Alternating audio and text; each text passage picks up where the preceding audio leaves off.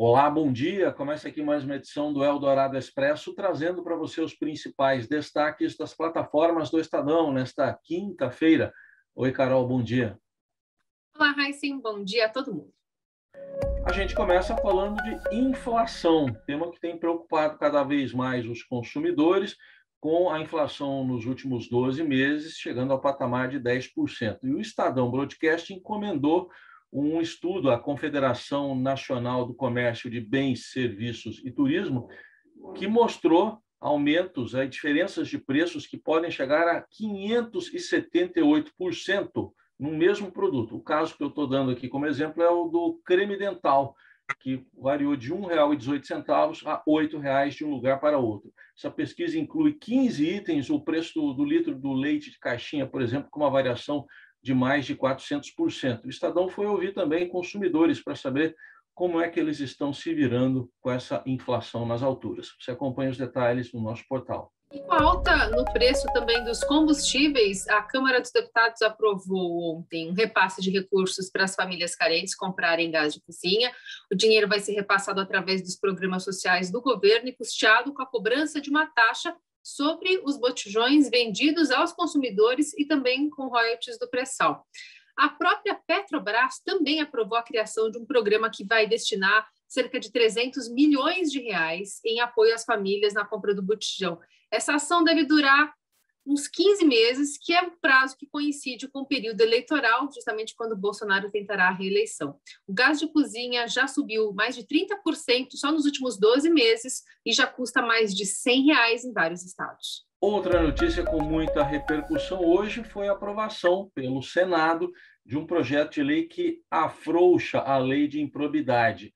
E, basicamente, o que está sendo proposto e foi aprovado agora é que, quando um gestor público cometeu algum crime, algum ato de improbidade, sem a intenção de ter cometido, ele vai ter a punição reduzida.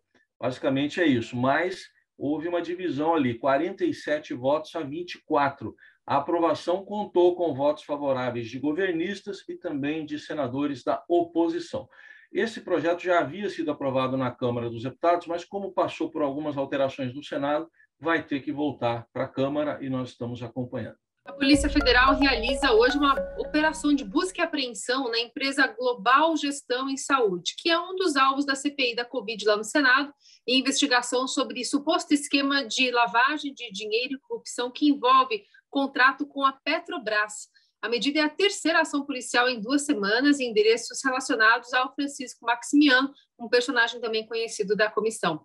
Falando em CPI, hoje ela ouve o empresário bolsonarista Otávio Facuri, que é suspeito de financiar a disseminação de informações falsas sobre a pandemia. Pandemia que vem apontando quedas aí nos indicadores dos últimos 2 meses, mas agora provoca uma alta de casos de mortes no Brasil na última semana, casos de mortes, né, e casos de confirmação. Parte dessa explicação se dá por problemas nos registros, mas alguns especialistas apontam que o cenário acende um alerta, que tem um avanço da flexibilização das medidas de isolamento social, espalhamento da variante Delta, que são vistos como fatores preocupantes nesse cenário. E destaque no esporte para a confirmada final brasileira na Libertadores da América deste ano. O Flamengo repetiu o placar do Maracanã de 2-0 ontem em Guayaquil e eliminou o Barcelona do Equador com 2 gols do Bruno Henrique. Assim, o Flamengo daqui a 58 dias, em 27 de novembro, faz a final contra o Palmeiras, que havia eliminado o Atlético Mineiro na terça-feira. Os 2 times brasileiros vão se enfrentar em jogo único em Montevidéu. E hoje pode ser confirmada outra final brasileira, num torneio continental, Copa Sul-Americana. O Red Bull Bragantino se classificou ontem ao vencer o Libertad do Paraguai por 3-1, e o Atlético Paranaense, que está em vantagem, pode se passar hoje pelo Peñarol do Uruguai, fazer a final com o Bragantino. Os detalhes lá no nosso portal. E a gente encerra falando do grande destaque, né, das estreias de filmes, que é o 007, Sem Tempo para Morrer, o último filme da franquia de James Bond, com o Daniel Craig na pele do agente com licença para matar. Ele assumiu esse personagem lá em 2006, no Cassino Royale. O novo filme, de uma forma geral, tem agradado a crítica, mas já fica-se uma grande expectativa e mistério, né, sobre o próximo rosto de James Bond. Então, estão na lista ali de apostas o Luke Evans, o Tom Hardy e o Jean Page.